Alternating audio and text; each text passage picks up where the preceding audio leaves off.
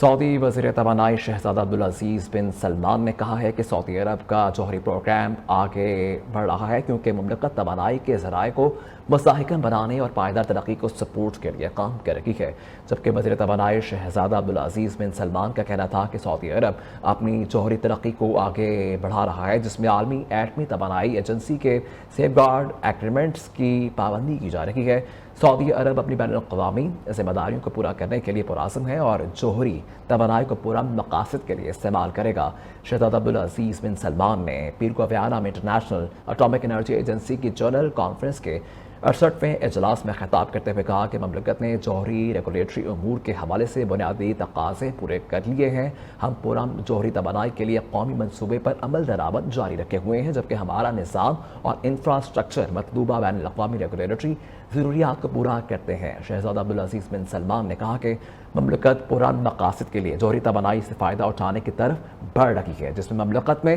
پہلی جوہری energy plant کی تعمیر شامل ہے۔